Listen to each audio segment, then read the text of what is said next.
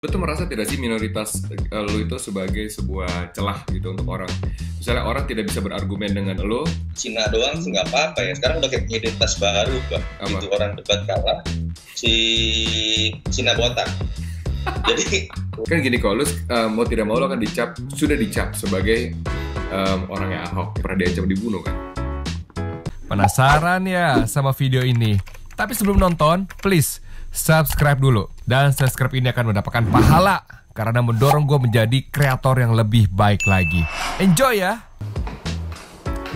Hey, sap. Oke, kita telepon sekarang.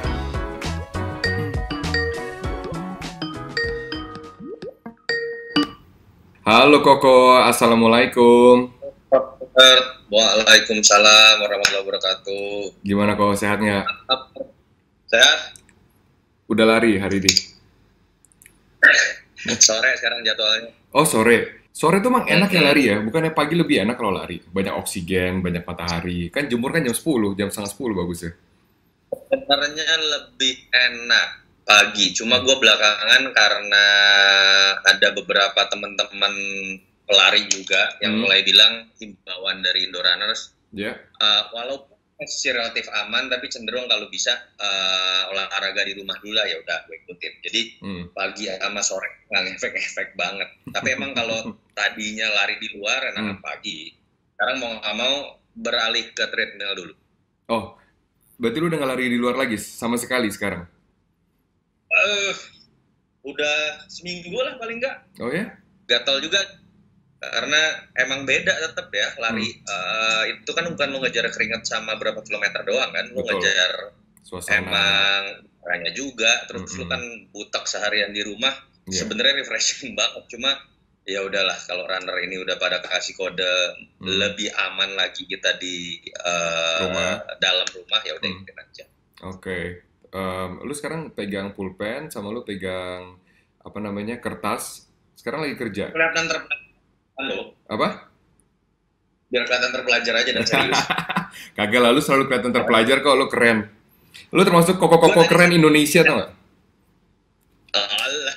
Nggak, beneran. Fansnya banyak. Kalau Yunarto Wijaya udah bicara, terus udah gitu pasti fanbase-nya pada nge-IG stories, nge-tweet. Fansnya banyak. Apa? Fansnya banyak, hatersnya banyak. Banyak yang mana? Fans atau haters? Nggak berani GR sih, tapi kemarin kalau ngelihat zaman Pilpres, ya polanya emang itu, gue agak hitam putih ya. I don't know what happened with gaya gue ngomong, entah nyolot atau apa, tapi emang tiap bicara di TV emang berasa, lu buka Twitter langsung yang ngamuk-ngamuk banyak, yang ngebelain juga banyak. Iya. Mungkin itu yang bikin endurance gue agak kuat ya. Jadi selalu bisa dinikmatin, ada yang maki, ada yang belain. Tapi bikin kita juga, lu kalau fans doang, lu juga dipuji-puji doang kan agak bahaya tuh. Kilau kamera seperti yang Koko Robert tiap hari rasakan. Jadi gue endurance-nya agak kuat untuk bisa tembumi juga. Bisa ada yang maki, ada yang belain, maki lagi. Something like that. Waktu yang lama-lama udah gue nikmatin juga sampai sekarang. Benar. Lu tuh udah officially kalau gitu celebrities. Karena celebrities itu nggak punya fans tapi juga punya haters. Sama banyaknya. Jadi kuenya tuh utuh. 50% fans, 50% haters. Tuh lu tuh kok. Pokok 90% fans pasti kan? Gua nggak tahu ya. Mungkin gua nggak ada yang tahu ya. Mungkin gua nggak terlalu terbuka kali untuk memperlihatkan diri gua untuk dicela. Lebih enak cara hobi, cara apa yang lu suka kan, lebih aman. Jauh lebih banyak. Nah, jalan yang lu jalani kan risky kan. Menurut gue gini, menjadi seorang minoritas pengamat politik kayaknya cuma lu doang deh kok di Indonesia. Nggak, maksudnya yang well known ya. Dia kan nggak ada. Sebenarnya ada ya, kalau karena ada keturunan, kalau kita artiin minoritas, ada keturunan Tionghoa ya, setahu gua nih. Tolong dikoreksi abang-abang koko-koko senior. Pak Cipta Lesmana juga sebenarnya minoritas. Iya, Pak Cipta. Prof. Cipta Lesmana. Prof. Cipta, ya. Lalu kemudian Bang Egi, Effendi Ghazali itu sebenarnya juga keturunan Tionghoa. Oh ya? Ya, jadi nggak semua orang tahu kan. Iya, nggak gitu kelihatan. Tapi nggak tahu ya, mungkin memang banyak yang bilang kayaknya baru lu deh pengamat politik yang keturunan. Setahu gua ada, tapi memang Persentasenya dikit. Gue rasa lebih kepada mungkin gue ada dalam momen ketika pertama lebih terekspos dengan kalau zaman Bang Ege muncul, Prof Cipta kan juga bukan yang aktif sosmed. Kedua mereka tanda kutip nih kalau gue bilang bijak atau enggak, lebih bijak ambil posisi di tengah ketika ada momen-momen besar. Gue harus gue akui ada momen-momen itu Pilpres 2014, Pilkada 2017. Gue mengambil sikap yang mungkin buat orang, lu harusnya pengamat politik nggak ngambil posisi seperti itu. Tapi again, gue nggak pernah mengatakan dari awal gue memang mengambil posisi netral. Gue objektif, apa yang gue percaya, apalagi pilih tertentu, gue akan ngambil sikap. Gue dukung Ahok, gue dukung Jokowi dengan san tertentu. Mungkin itu yang membuat gue lebih disorot. Dan memang suka atau enggak, lu ketika punya belakangnya agak berbeda, masuk dalam pusaran pro kontra, agak lebih untuk disikat urusan minoritasnya juga. Bener.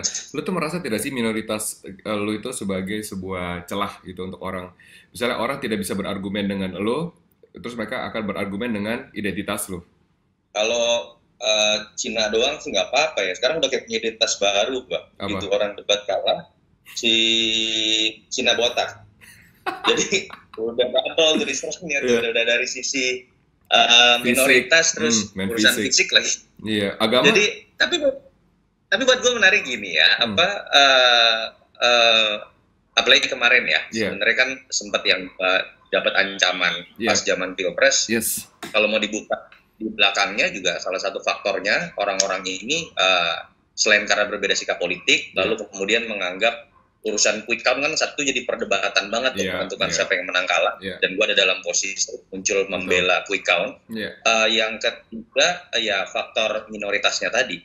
Tapi buat gue ini lebih ke arah sama-sama buka tabir aja bahwa kita harus ngelihat fakta di lapangan, di kondisi masyarakat. Stigma itu ada. Belum clear kok masalah penerimaan kita sebagai warga negara dengan berbagai macam ras yang berbeda, agama yang berbeda. Kita tuh minoritas. Dan nggak bisa gitu diselesaikan dengan cara, enggak, masyarakat kita semua sudah dewasa, masyarakat kita semuanya sebenarnya udah menerima perbedaan, jamak, dan kemudian hanya di elit-elitnya aja. Enggak gitu, sebenarnya di bawah pun bom waktu ini ada. Dan itu kan kita tahu dulu dengan politisasi zaman Orde Baru, kesenjangan sosial yang belum beres, itu ada. Jadi ya bukan sekedar selesai dengan masalah politisi bertemu salaman dan kita kemudian bicara mengenai kebinekaan. Itu nyimpan bom waktu yang menurut gua dari berbagai macam hal yang kita lihat, termasuk apa yang gua rasain, kita bisa ngelihat itu ada. Nah, gua nganggapnya seperti celah atau enggak, itu celah dari satu sisi, tapi gua anggap kekuatan lah. Konteksnya kalau dianalogin, gua ngeliat gini loh. Ini analogi fenomena anak bungsu. Gimana sih fenomena? Lo kalau ngeliat fenomena anak bungsu ini kan kadang-kadang paling dianggap nyebelin. Karena dianggap lu udah munculnya belakangan. Enak, lu hidup di enak. Paling disayang gitu kan. Terus kadang-kadang yang merasa udah lahir lebih dulu, udah ada di dunia lebih dulu, itu kemudian ngerasa apaan sih ini anak ganggu gitu kan. Nah, tinggal lu nempatin diri sebagai anak bungsu. Kalau lu kemudian nempatin diri sebagai anak bungsu, tapi lu juga outspoken-nya dengan argumentasi yang kuat, pemikiran yang juga matang, lu malah bisa manfaatin itu karena lu emang paling disorot. Anak bungsu ini kan paling disorot ya, paling didengerin gitu kan. Nah, tinggal lu nempatin porsinya, lu jadi anak bungsu yang nyebelin, atau anak bungsu yang paling didengar, yang kemudian malah bisa bawa keceriaan gitu buat semua. Gue anggap fenomena gue sebagai pengamat politik, tapi dari kalangan yang minoritas, gue coba posisikan, belum berhasil karena hatersnya masih banyak banget dalam tapi haters itu indikator loh, pada saat lo punya haters berarti lo telah melakukan sesuatu yang dimana posisi lo tuh jelas, lo tuh tidak gray area.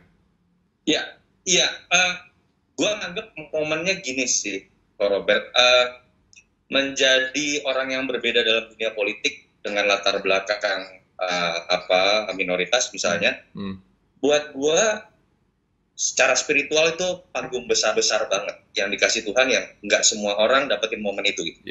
Momen nggak dapetin panggung sebesar itu disorot Ya kita tahu politik itu kan disorot oleh kamera. Betul. Lagi jadi kegantung banyak orang untuk dibicarakan. Ketika gue dikasih momen ini dan gue tidak manfaatin, gue hanya manfaatin buat nyari duit misalnya. Gue manfaat untuk misalnya terkenal dan kemudian penting netral, nggak punya musuh apapun. Gue bilang sayang banget karena politik ini kan bedanya jualan barang, lu bertarung ide, bertarung tentang pandangan, bertarung tentang bagi pertahankan sikap lu tentang nilai tertentu. Dan gue ada dalam posisi besar dan tinggi. Kalau gue nggak manfaatin itu, kayaknya sayang banget gitu. Secara spiritual Tuhan udah ngasih gue momen yang langka ini dan menurut gue mau nggak mau ketika gue dikasih momen besar 2014, gue dulu aktivis, sangat percaya orang yang melanggar HAM itu menurut gue nggak pantas misalnya maju, atau kemudian 2017 ketika bicara ada isu yang sangat sensitif terkait ada yang jualan sara, menurut gue hal yang paling primitif dalam konteks politik, menurut gue nggak bisa netral, walaupun akan beresiko buat gue untuk kemudian macam-macam tadi. Ya, tapi menjadi seorang akademi yang mendalami ilmu politik gitu kan, itu kan sebuah disiplin ilmu yang sangat tidak menarik bagi orang Cina ya kok ya. Menurut gue ya, gue nggak pernah ketemu sepupu gue. Lu mau ngambil apa? Ya ngambil FISIP, oke, ilmu sosial dan politik. Tapi kemudian kalau bener-bener politik kayak lo, itu buat orang Cina tuh itu bukan pilihan top 10 list, ya nggak sih? Sebenarnya kalau terpendam, kalau lo ngobrol ya, politik itu jadi bahasan semua orang. Kalau lo bicara antara kokos, ngecek gitu sambil di warung kopi juga sebenarnya sekarang udah jadi pengamat politik tanda kutip, bicara tentang politik juga gitu, karena tidak menjadi karir. Nah, yang menarik memang kalau bicara mengenai karir, karena sebetulnya kan setiap orang aware tentang politik ya, bicara mengenai keseharian politik. Seru gosipin Jokowi lawan Prabowo, si Anies kok sekarang jadi begini, si Ahok kok jadi begitu dan segala macam, something like that. Tapi memang kalau bicara dalam konteks karir kan ada tradisi yang puluhan tahun kan terbangun ya. Orang Cina ya udah lu dagang. Dulu kan dibangun dari strata sosial zaman Belanda, lalu kemudian Pak Harto, dan memang ada sedikit bawaan secara sosiologis juga orang Cina ini jago dagang gitu. Itu it happen seluruh dunia ketika mereka menjadi pendatang. Artinya memang marketnya nggak di situ. Tapi belakangan sebenarnya banyak juga loh. Kalau gue lihat peneliti CSIS sebenarnya banyak Chinese. Kayak misalnya yang sekarang baru nih ada teman-teman Evan Laksmana itu juga Chinese. Memang mungkin expose media, tapi memang juga tetap stigma ketakutan. Udah deh, lu nggak usah masuk ke wilayah yang macam-macam deh, yang sentimen masih gede ke Cina. Menurut gue juga memang itu masih jadi alasan orang tuanya misalnya nggak ngasih. Orang tua lu ngasih nggak dulu? Orang tua gue? Ngasih nggak dulu? Bonyok banget. Jadi memang gue masuk politik pun sebenarnya kecelakaan. Awalnya gue nggak kepikiran ya masuk politik ya. Gue tuh pada saat pengen masuk kuliah sebenarnya gue lebih demen teknik. Karena dulu nilai zaman SMA gue lebih demen fisika. Gue anak IPA juga. Lo tahu gengsi anak IPA ngapain masuk sospol dan segala macam. Tapi kemudian kecelakaan lah. Ceritanya disingkatin, kecelakaan gue asal aja ngikut teman-teman gue tes di Bandung hubungan internasional. Padahal gue pengen masuk UMPTN. Jadi pilihannya saat itu antara gue diterima di Unpar hubungan internasional yang gue nggak ngerti sebenarnya jurusannya itu apa isinya karena ngikut-ngikut seruan nginep di Bandung. Yang kedua gue memilih UMPTN teknik. Nah yang gue pede masuk nih karena gue saat itu ikut bimbingan tes akhir BTA segala macam, yakin masuk UMPTN. Tiba-tiba hari H nggak masuk. Dan kemudian pilihan lo kan tinggal kemudian antara lu nunggu setahun nganggur untuk kemudian UMPTN lagi, atau lu masuk ke jurusan yang tanda kutip lu nggak ngerti HI. Gue nggak mau nganggur setahun. Dan kemudian gue tetap datang malam itu juga gue ke Unpar karena lusanya udah harus langsung ospek segala macem. Ya udah gue masuk. Tapi kemudian gue tiba-tiba semester pertama gue nikmatin, gue langsung jadi aktivis. IP gue langsung bagus lah intinya. Dan kalau gue pikir-pikir lagi, dulu bokap gue itu dari kelas 1 SD ngajarin gue baca koran Kompas. Jadi gue kebiasaan dari kelas 1 SD itu udah baca koran. Gue baru sadar oh ya nilai geografi gua terkait dengan yang misalnya ibu kota negara, presiden, gua tuh bagus banget dari zaman SD.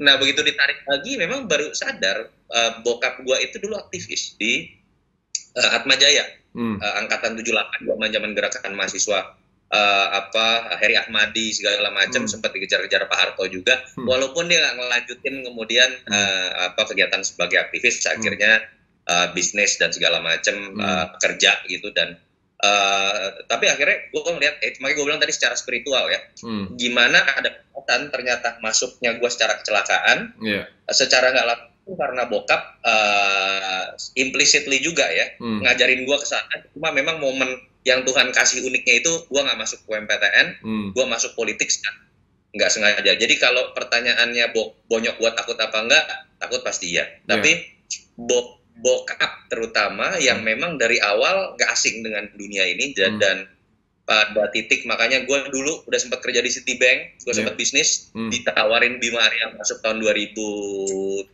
akhir untuk bikin carta politika bareng, walaupun hanya kerja dengan gaji setengah dari yang gue terima di Citibank. Bokap jawaban pertamanya saat itu bonyok langsung, kalau passion lo emang di situ, karena dia tahu gue dulu aktivis segala macam, apa enggak? Kalau masalah duit, ada momen begini yang akan ngejar lo dengan dirinya ketika lo kerja dengan passion. Jadi cenderung bonyok bisa dibilang ada waspadanya sebagai orang tua, tapi juga ngedorong gitu.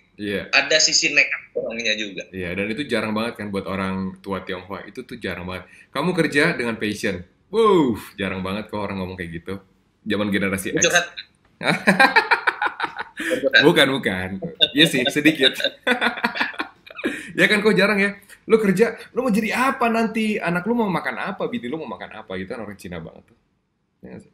Itu ada kecenderungan gitu, tapi belakangan sih gue lihat ya, ada perkembangan belakangan, termasuk kalau gue ngobrol ke misalnya QQ gue lah, gitu kan, kalau di Cina, yang dari keluarga nyokap kan sangat sebenarnya Cina totok ya, karena popo gue, nenek gue itu kan masih langsung dari Guangzhou, jadi manusia perahu yang benar-benar tahun 21 kalau gue nggak salah, dia manusia perahu sini, jadi masih Cina totok lah, dan memang nggak sekolah nggak gitu kan, dari keluarga nyokap. Yang dulu kalau ngobrol mungkin stigmanya seperti yang lu tadi sebutin ya, tapi belakangan kan gue diajak ngobrol lah oleh mereka yang dianggap aneh kerjaan gue bahas politik. Ngapain sih? Gue agak for the last 5 years ya, mungkin ya agak beda. Mereka mulai agak berubah dengan dulu. Adik-adiknya kalau yang cewek nggak usah sekolah misalnya kan, yang cowok aja lah minimal sampai SMA, cewek ikut laki aja, yang dikasih modal cukup laki aja misalnya, kalau cewek nanti lo sama laki lo dan segala macam. Belakangan agak beda kalau ngobrol. Mereka pertama lebih cenderung mulai dengerin anaknya, karena ada kondisi psikologis, they feel the situation is different with digital misalnya. Karena yang lebih kok sekarang memang kayaknya si anak-anak muda. Benar. Sumber informasi kan mereka gaptek, mereka tapi mulai baca juga WhatsApp gitu kan, sumber informasi segala macam. Belakangan gue lihat termasuk Cina-Cina totok ini mulai agak lebih egaliter, sadar anaknya lebih pintar dibanding mereka. Otomatis bawa ke faktor kedua agak keterbukaan pola pikir tentang kerja itu nggak seperti yang gue pikir dulu. Harus masuk ke dunia bisnis, harus masuk ke jurusan bisnis, jurusan yang bisa ngasilin duit. There's something new, kayak sesuatu yang bisa ngasilin duit pun tuh sekarang gayanya beda gitu. Benar. Dengan pikir yang mereka lihat, mereka mungkin dengar juga ada yang namanya startup, ada yang namanya online, ada yang namanya kerja dari rumah tapi bisa ngasilin duit, passive income, and so on gitu. Jadi kalau gua ngeliat sih harusnya udah berbeda sekarang. Tapi pada saat lo memulai menjadi banding setir dari lo dulu di Citibank, berarti gue bilang bankir, bener ya? Bankir kan? Ya, something like that lah. Kan bankir, lo banding setir jadi pengamat politik. Lo kan tidak langsung terkenal, lo butuh proses ya bertahun-tahun. Lo merasa tidak ada di titik di mana lo merasa gue nyesel nih, gue mendingan gue kerja di Citibank aja deh, udah jelas duitnya, udah jelas nggak dicaci maki, udah jelas kerjanya lebih pasti. Ini jujur ada ya, awal-awal itu Walaupun gue sekarang harus terima kasih banget. Awal-awal tuh sempat ada perasaan, jadi dulu tuh Bima Arya. Gue kan ikut kerja, digaji, jadi analis dengan beberapa yang lain, dengan Bima Arya, saat itu direktur eksekutif. Wah, lagi terkenal dia jadi pengamat politik satu-satunya saat itu tuh. Zaman setelah EF, Andi Malarangeng, dia kan booming banget. Saat itu gue jadi kayak semacam staf ahli kali ya bahasanya. Jadi every time dia ada acara, dan dia dulu gila, semua dimakan yang namanya jadi moderator, dulu ada acara di Metro TV, Crazy kalau nggak salah namanya. Di gua kan, Demo Crazy kan, di Metro TV kan? Yes, exactly. Sama Kang Ege. Jadi tiap dia muncul di acara, gua yang bantu bikin temanya apa nih? Oke. Gue yang harus mikir tuh kemudian, lu harus bikin analisisnya begini, kasih data ini, grafiknya kasih perbandingan tahun ke tahun ini, and it happened like for 2 years mungkin. Itu zaman-zaman itu gue rasanya gregetan banget, kayak kepikiran yang, ini gue yang nyari data, gue yang pusing, dia yang terkenal, dia yang kemudian dapat duitnya dan segala macam, jujur ada ya.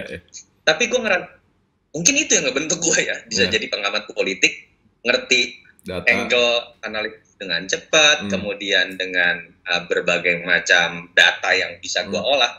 I learn a lot from it, and dulu gue sempat sebel, Mas Bima, sorry gue belum pernah ngomong sama lu, mungkin ada sebelnya gue saat itu. Gue TK nanti terus masih di isolasi sebentar lagi udah keluar rumah nih, keluar dari rumah sakit, Mas Bima ya. I have to say, lu mentor gue secara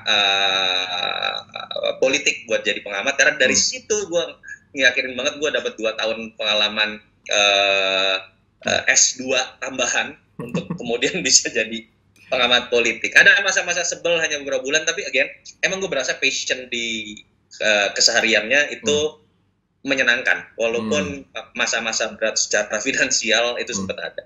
Nah sekarang kalau lu pikir, kira-kira nih dengan pengalaman lu sekarang, kalau lu punya track di Citibank dan lu punya track di sekarang di pengamat politik, carta politika, kira-kira duitnya lebih banyak mana di tahap sekarang? Nah Sabs, gimana? Enjoy nggak dengan konten-konten di channel ini? Nah, tidak hanya memberikan tontonan yang seru, tetapi juga channel ini akan memberikan giveaway yang seru juga.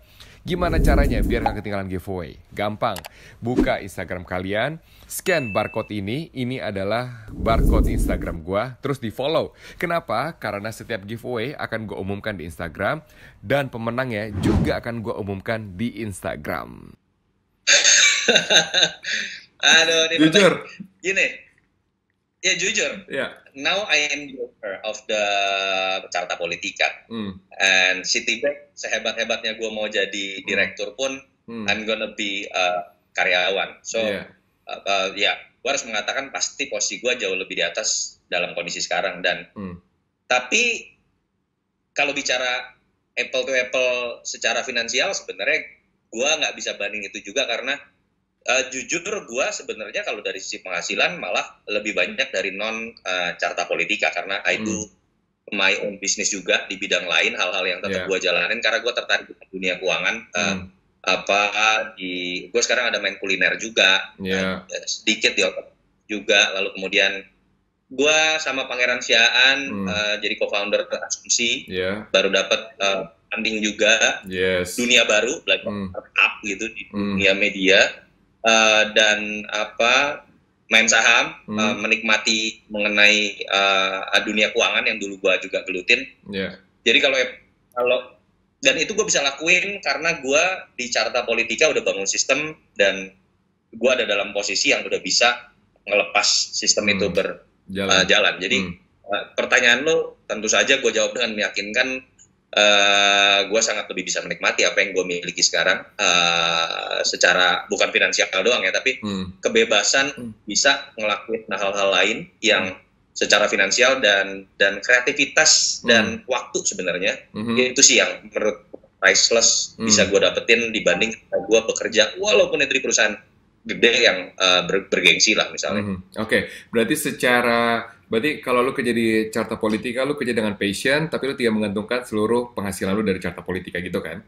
dari seorang pengamat politik. Kalau gitu pertanyaan gue, bagi yang passionate untuk menjadi pengamat politik, apakah lo akan menganjurkan mereka untuk lo harus kerja dengan hati? Karena gini, itu yang gue rasakan di jurnalis. Orang bilang, lo jangan kerja, lo cari duit jangan di sini lah, ya kan? Lo cari di sini, lo cari passion, lo cari apa?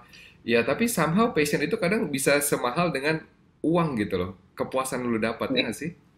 Iya, pekerjaan-pekerjaan apalagi yang lo terlibat langsung dengan publik ya. Lo bersentuhan dengan publik. Makanya tadi gue udah contoh lo kan jurnalis, gue pengamat politik. Dalam konteks itu kita berhadapan langsung dengan publik. Kita dalam setiap menyuarakan sesuatu, kita langsung diuji tuh sama publik gitu. Dan lu nggak bisa kalau lu nggak bicara tentang hati dan passion lu dan kejujuran lu tentang apa yang lu yakinin gitu di situ. Karena lu nggak akan jadi added value ketika lu nyampe di publik. Ketika lu jadi orang yang biasa saja ngikutin teks, ngikutin alur, ngikutin gelombang, bermain aman, baik dari sisi value atau style, lu nggak akan pernah bisa jadi added value di hadapan publik dan lu akan kalah bersaing menurut gua. So itu yang ngebedain. Ketika lu masuk ke dalam area publik, kerjaan lu akan yang diuji adalah passion lu. Yang diuji adalah value yang lu yakini dan kemudian lu pertahankan ketika lu suarakan itu publik. Capek orang yang seperti itu jadi jurnalis kan nggak ada berhentinya. Jadi pengamat politik kan walaupun lu sekarang nggak diundang di TV, lu pekerjaan prop misalnya, tapi di sosmed kan lu jadi orang yang dicariin orang terus gitu. Betul. Untuk lu apa nih tentang ini gitu kan. Terus gimana nih pemerintah tentang ini, something like that gitu kan. Dan itu yang menurut gua benar asumsi lu tadi, memang passion kata kuncinya. Bukan berarti passion lu kemudian membuat lu pasti utang ya. Lu juga bisa terpental dengan passion lu ketika lu berhadapan-hadapan dengan suara publik besar yang berbeda dengan apa yang lu yakinin gitu kan. Tapi seninya menurut gua di situ. Selain lu menyuarakan ego lu dan passion lu dan apa yang lu yakinin, lu juga tetap harus jadi pendengar yang baik. Publik tuh percaya sekarang, publik tuh menyenangi value apa sih sekarang, perubahan yang sedang terjadi di publik apa sih sekarang. Ketika ternyata hari itu berbeda banget dengan apa yang lu yakinin, jangan-jangan lu juga harus menyelami hal yang berbeda, lu juga harus berubah, lu juga harus mengikuti hal-hal baru itu. Seninya sebenarnya malah di situ. Oke, kan gini kok, lu mau tidak mau lu akan sudah dicap sebagai orangnya Ahok, itu yang pertama. Yang kedua lu dicap orangnya, ya kan, itu orangnya Jokowi. Hah? Lu juga. Iya. Yang kedua lu orangnya Jokowi. Terlihat dari 2014, 2019.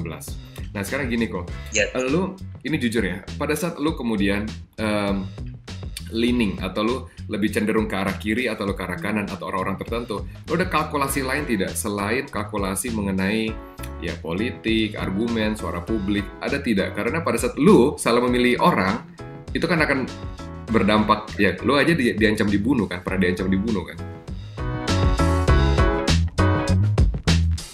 Simpel dong, gue nggak mau yang namanya misalnya gue bicara kepentingan ego gue sebagai minoritas. Yang berkuasa adalah orang yang menang dengan cara pemilu menjual sentimen ras, agama. Selain berbahaya buat negara, itu juga berbahaya buat. Pada saat lu mengambil pihak tertentu, lu dicap, sekarang lu kan cebong gitu ya, dicap cebong. Terus kemudian Pak Jokowi menang atau grup cebong menang. Wah, kok Toto bentar lagi jadi komisaris. Kok Toto bentar lagi jadi bisa duta besar. Ada loh pengamat politik jadi duta besar kan. Pertanyaan gue gini, satu, lu nggak ditawarin atau lu nolak? Ditawarin ada. Iya. Dan memang gue nolak.